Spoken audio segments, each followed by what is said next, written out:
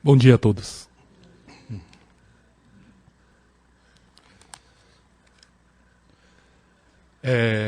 Essa madrugada, não sei se vocês viram a chuva que caiu, né? Uma verdadeira tempestade que caiu. E de noite eu estava preocupado, né, para o dia de hoje, né?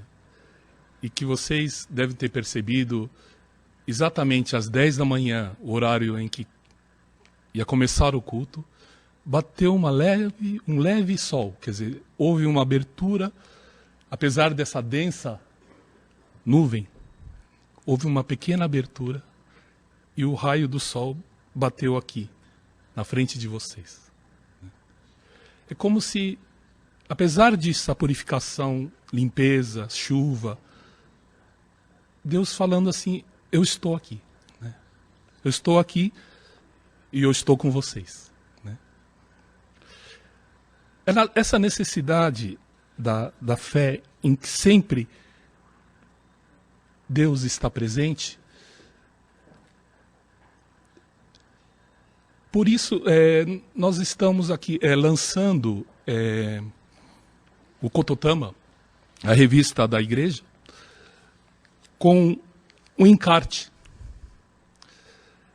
Aproveitando o dia 15 de junho, o dia do Reino do Céu na Terra, um encarte com um desenho de Meishu Sama de Kannon.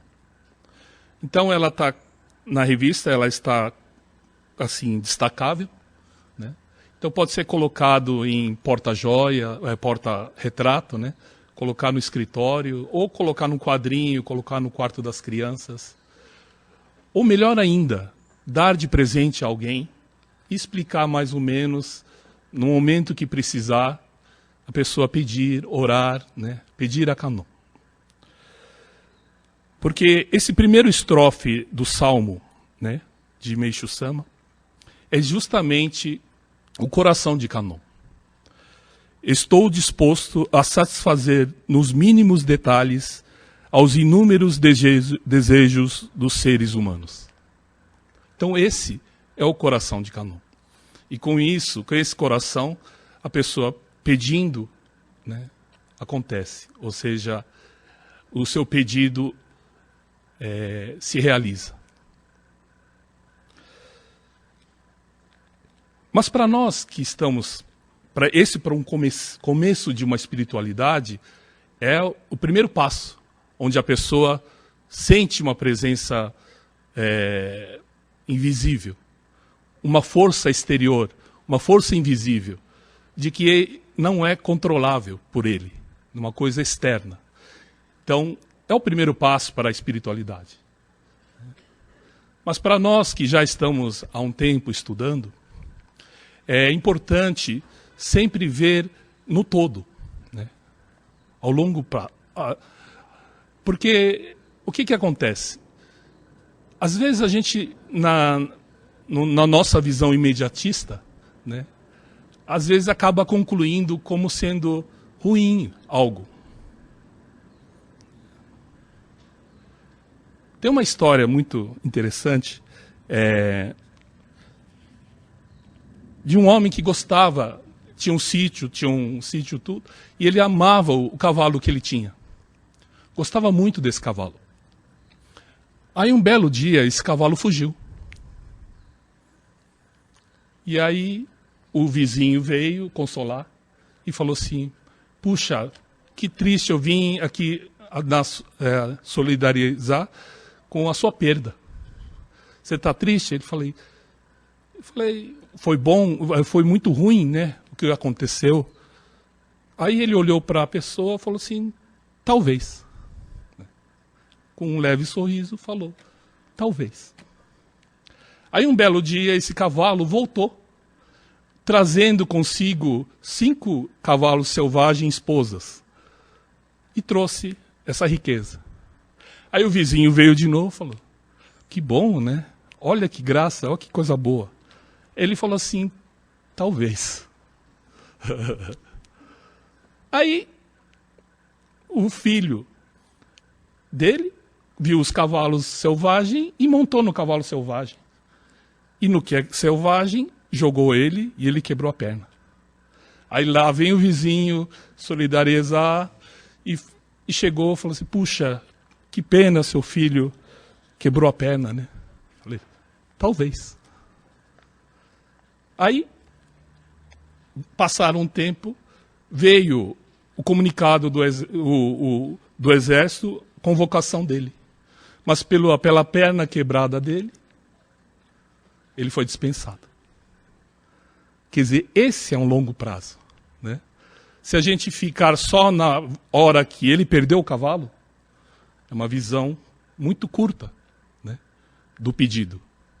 Ou seja, nós temos sempre a mania, jogador de xadrez tem que ter 20 jogadas para frente, 30 jogadas. Quanto mais jogadas tem para frente, é melhor jogador de xadrez. A gente tem mal uma jogada, né? Só enxerga o próximo passo. E com isso acaba muitas vezes o pedido errado. Eu tenho nos meus pedidos que eu fiz na minha vida, uma foi, na época que eu estava no exército, aos 18 anos, estava servindo o exército, eu entrei numa companhia em que fazia guarda. A especialidade dessa companhia era ficar na guarda dos locais que tinham que ser protegidos, como quartel, casa do general, munição, casa de munição. Então fazia guarda, quer dizer, ficava lá parado sem fazer nada. E tinham 3 turnos, né? Então a gente revezava e à noite a gente não dormia direito, dormia 2 horas, 2 horas e meia e era horrível. A gente ficava acabado, ficava cansado. E eu fiz isso durante 6 meses. E eu pedi a Meixo Sama, falei, me tira dessa, por favor, né? Mas aí, num belo dia, esse pedido, veio uma pessoa que eu estava fazendo bem na hora que eu estava num posto bem alto, um posto de uns 10 metros de altura, olhando para o horizonte, veio a pessoa e falou assim, ó, o coronel está te chamando. Aí eu falei, ai meu Deus, o que eu fiz? Né? Aí quando eu cheguei, o secretário do coronel tinha feito uma grande burrada e foi dispensado. Aí eu era o único no quartel que estava lá, disponível. Aí ele falou, você não quer ser meu secretário? Eu falei, sim, claro, né? E eu passei a ser secretário dele e conforme ser secretário do chefe, as regalias eram muito grandes, né? Não precisava mais cortar cabelo, podia andar com roupa de civil. E com tudo isso, eu falei, meu Deus, que graça, né? E passei os outros 6 meses na maior tranquilidade dentro do quartel. Só que, depois que acabou tudo isso, os guardas, o quartel que eu estava, que são os guardas, formaram um laço tão bonito de amizade, em que todo ano eles se reúnem, chamam todo mundo e se reúnem e tem um laço de amizade muito grande por ter sofrido 12 meses juntos, né? E nunca me chamaram. E aí eu vejo, puxa vida, valeria a pena ter ficado mais 6 meses e tantos amigos, tanta amizade, tanta coisa. Até hoje eles se reúnem. E aí eu vou ser sincero, eu tenho inveja. Puxa vida, eu falei, eu estava no lugar certo, né? Mas muitas vezes, na hora aquele desespero, a gente pede as coisas. E hoje eu vejo que ele teria sido muito melhor, né? Então, na vida, é esse longo prazo que é importante nos nossos pedidos, né? E muitas vezes, nosso ponto de vista também está errado. Do que é certo, do que é bom para a gente, do que é ruim para a gente. Tem um conto indiano muito interessante, que a mãe foi reclamar para o monge, para o mestre, que um dos filhos fabrica chinelo e outro filho fabrica guarda-chuva, né? E E ela estava muito triste que nos dias de chuva o filho não vendia chinelo. E nos dias de sol não vendia guarda-chuva o outro filho. Aí o mestre simplesmente falou assim: troca o ponto de vista. Nos dias de chuva, o seu filho do guarda-chuva vende bem. E nos dias de sol, por causa do calor, o seu filho que fabrica sandália vende bem. Né? Então, na nossa vida, tem muito disso. Né? Quando vem a purificação, entender a purificação, claro, é difícil. É uma coisa muito difícil. Mas você entender, sentir, puxa, lá vem a purificação. Vou ficar tranquilo, vou ficar sem me alterar, né? Vou ficar tranquilo e agradecer. E como fala o ditado, né, depois da tempestade, né, vem a bonança. Venha. Depois da purificação, fatalmente vem a coisa boa. Né? Mas também a coisa boa, não se apegar tanto na coisa boa. Achar que é aquele que tem que ser a vida. Não. A coisa boa é coisa boa. Claro. Curte aquele momento, mas não se apegar a esse momento. Porque senão gera sofrimento. Né? Pois logo vai vir a purificação. De novo, a gente sabe o quanto a gente tem de máculas, né? E a limpeza vem de novo. Então, esse é o principal ensinamento de Meishu Sama. Ou seja, tudo precisa chegar a um ponto. Né? Quando ele fala Kubukurin, 99%, o mal tomando conta do mundo. É necessário chegar ao limite para que dê o tombo, para que mude, para que passe a ser 99% bom. Né?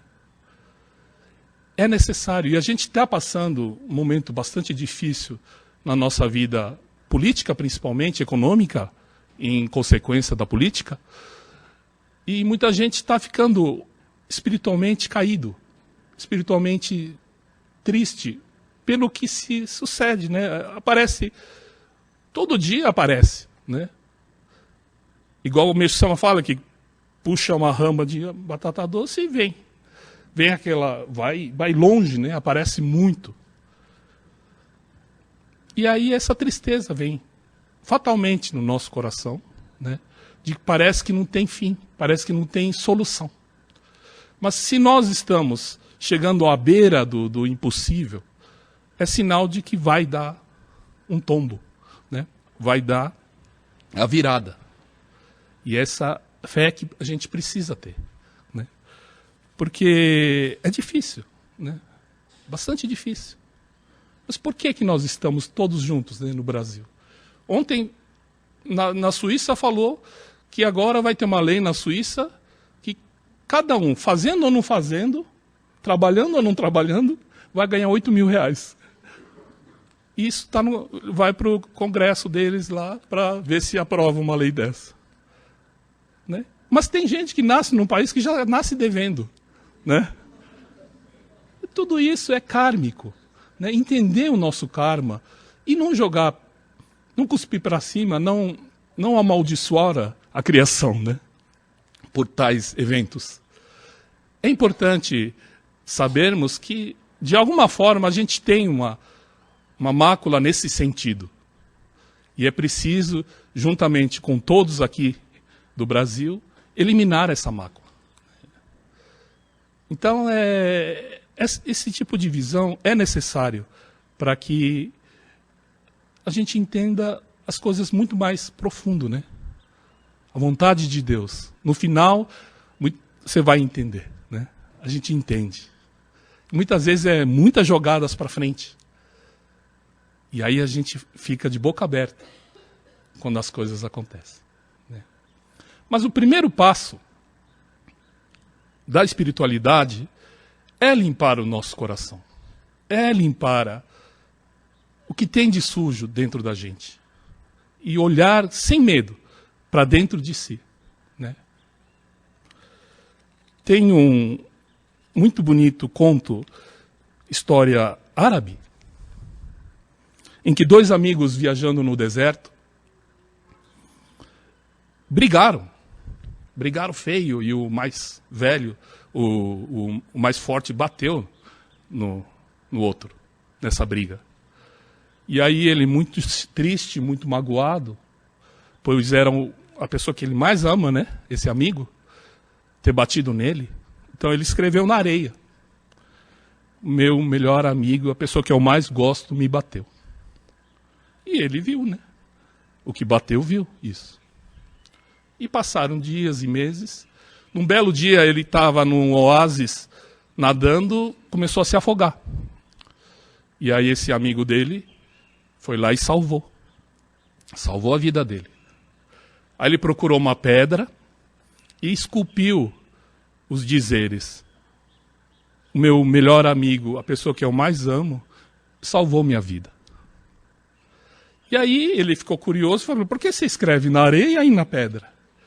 Ele falou assim: coisa triste para o meu coração, eu escrevo na areia da minha alma, pois o vento vai apagar. Mas coisas marcantes e importantes e bons para mim, eu entalho o nome numa pedra, na coisa mais dura que eu tenho na alma, eu entalho. É muito lindo, mas a gente faz o contrário. As coisas boas que acontecem, a gente escreve na areia. E as coisas ruins, a gente esculpe no próprio coração. E aí fica o coração esculpido, sem chances de sentir a presença de Deus. Essa é a verdade. Porque fica tão preso, tão fechado, né?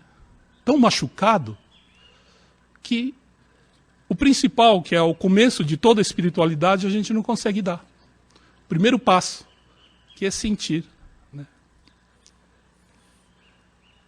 E o próprio ser humano, hoje, ficou muito mental. As coisas muito, muito mental. Né? E eu percebi esses dias o quanto eu sou mental. Né? Um belo dia eu estava limpando as coisas do reverendo, as imagens que anos ele guardou, colecionou, guardou, tudo referente a Meishu Sama. E precisa ser limpo, né? Tempos em tempos precisa ser limpo. E aí uma caixa que estava escondidinha, eu abri. E eu estava distraído. E abri. No que eu abri, a imagem era uma imagem que eu nunca tinha visto na minha vida. Uma imagem de Kannon, a coisa mais linda que eu já vi na minha vida. Eu abri, aí minha mão começou a tremer. E aí eu senti no corpo, como se toda a sujeira do meu corpo tivesse saído naquele momento. Depois volta, tá? Mas naquele momento, eu senti a mão de Deus tirando tudo. Uma coisa, eu falei: será que eu vou conseguir ficar em pé? O pé tremeu, bambeou. É como se fosse uma revolução naquele momento. E a emoção de ter visto, a emoção de Kannon. Uma imagem que com certeza foi muito rezado. E, claro, pintado por Meishu Sama. E aí eu enrolei de novo e guardei. E eu sei que se eu for abrir agora, mentalmente eu vou lá. Será que vai acontecer? Não vai acontecer, porque a nossa mente vai preparada. Ele trava. Né? Por isso é necessário, por isso que quando a gente vê monge, eles estão tranquilos. Né? Eles treinam essa tranquilidade, a mente tranquila, a mente aberta, vazia. Pois as coisas não acontecem se você vai com a mente muito científica. Né? Esse frescor é importante na religião. Às vezes uma coisa vai ficando muito automática, né? Então é importante, de vez em quando, a gente fazer algo diferente, né? De pegar você de surpresa, você mesmo se pegar na surpresa. Né? Então, no final, é preciso trabalhar dentro, né? Dentro da gente. Não tem outro jeito. 99% das palestras do reverendo é olhar para dentro de si mesmo. Né? Bateu nessa tecla, né, a vida toda. Né? Pois ele fazia com ele mesmo. Né? Ele fazia no próprio espírito dele. E para quem faz no próprio espírito, não tem tempo de falar dos outros. Não tem tempo de julgar os outros. Né? Esse é o segredo da religião. Né? Jogar uma luz para dentro da gente. E sem medo, sem ver todos os defeitos e aonde precisa ser melhorado. Né?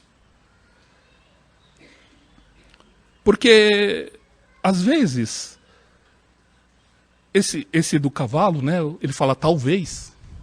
É interessante essa palavra. Ser messiânico é ótimo, é bom. Se perguntar para ele, ele vai falar talvez. Porque a gente vê muita gente na igreja, na messiânica, que por causa do poder do jorei, acaba não querendo melhorar, ou acaba não querendo evoluir, né? Justamente por ter o jorei. Às vezes, mesmo, eu acho que são os higienistas, né, Léo? Um grupo de pessoas que já está em 350 mil pessoas, adeptos ou pessoas, seguidores. Era de um grupo de pessoas que não tomam vacina, não se alimentam com alimentos contaminados, né, do próprio cultivo, equilibra o alimento, quer dizer, através do alimento tenta melhorar o corpo. Né? Eles não têm jorei, eles não têm a maravilha do jorei, mas eles se esforçam. Né? Às vezes, por ter o jorei, às vezes a gente acaba abusando, né? Abusando, comendo coisas que a gente sabe que não deve, mas acaba comendo. Aí depois fala assim, não, depois eu melhoro com jorei. Né? Então, às vezes uma coisa boa passa a ser negativa. Né? Pois passa a fazer a pessoa dar dois passos, um passo para frente e dois para trás. Né? Recebe jorei, mas come besteira. Aí, então, às vezes a própria bênção, talvez é bom. Né? A gente vê crianças tratadas com muito amor, muito carinho dos pais, e quando chega na maturidade, fica mimado, né? E fica sem forças para enfrentar o mundo. Né? Então, aquele amor excessivo, aquela coisa, foi bom? Talvez. Eu conheço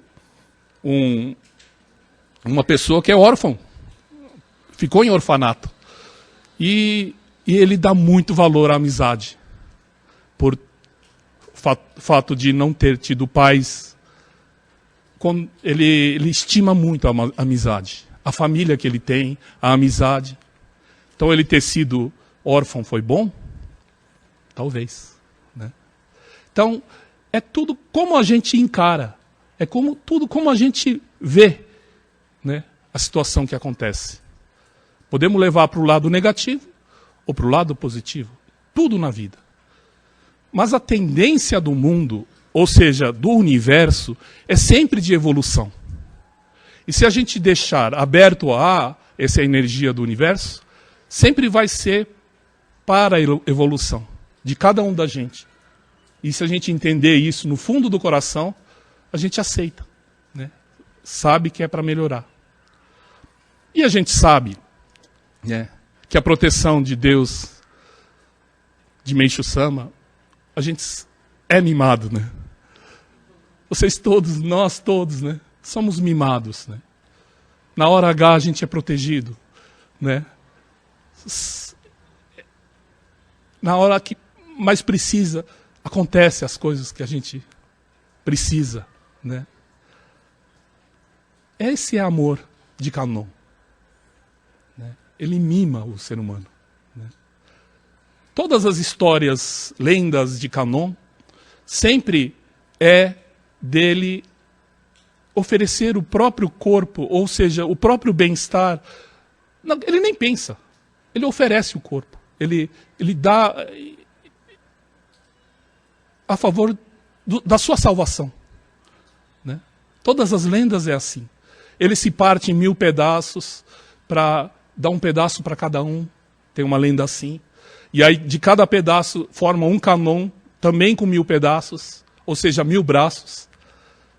E assim é o espírito de Canon. Né?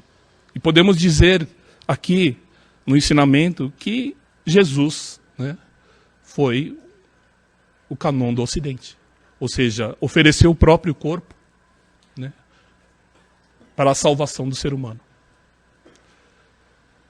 Então, há necessidade, porque quando o Meixo Sama fala que o reino do céu é o reino onde as pessoas dotadas desse coração. Então, estamos longe, né? Mas é necessário, a gente precisa, um tempo da nossa vida, dedicar-se a outra pessoa. Mesmo que no começo seja forçado, mas pouco a pouco, começa a gostar. Como o contrário da droga, que a pessoa experimenta pela primeira vez, depois vai viciando, né, para o lado negativo, a coisa de fazer o bem é a mesma coisa. Você faz e aquilo te dá um retorno espiritual, te dá uma satisfação interior e aquilo você quer fazer mais. Né? Então, eu acho que é preciso começar. Né? A tendência do mundo hoje é de um egoísmo extremo. Né? Cada vez mais de um egoísmo extremo. E aí, a gente sabe que esse é o cubucurim, 99%. Né? Precisamos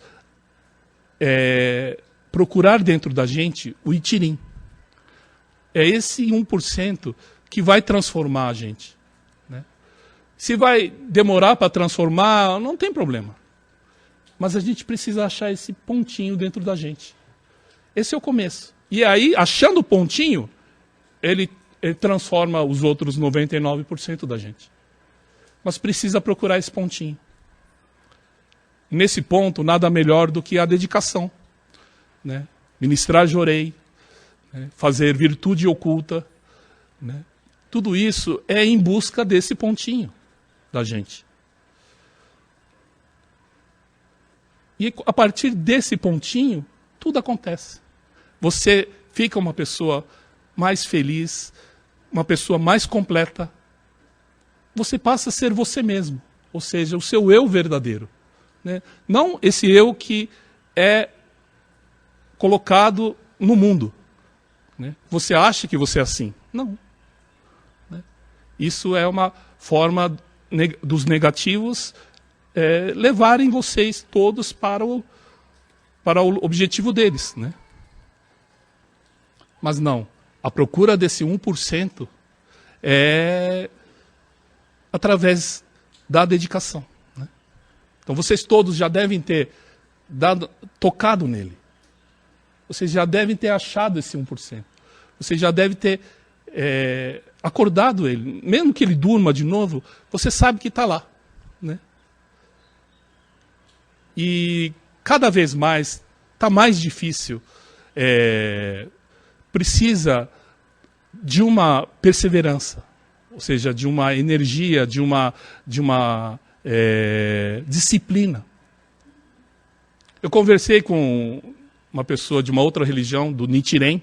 Ele fala que reza 2 horas de manhã, 2 horas à tarde, se der à noite, e 2 horas se à tarde der tempo. Às vezes, para receber, né, pouquinho de luz, ele se agarra e faz o esforço.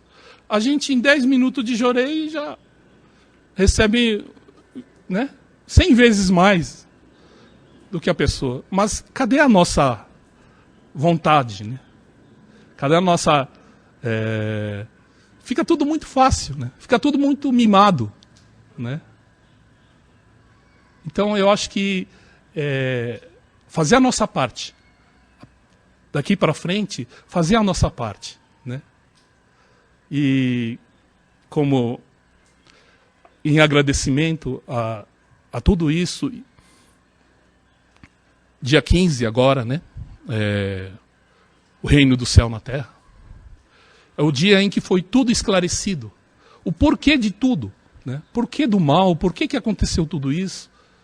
Porquê do remédio? Tudo isso foi esclarecido. Não é que estava certo ou errado, é questão de tempo, é questão de época, de período. Era noite, então nada de dia funciona, né? Não é noite, é hora de dormir, é hora de... Diferentemente do dia. Então, é uma coisa que esclarece tudo, né? Chegou o dia.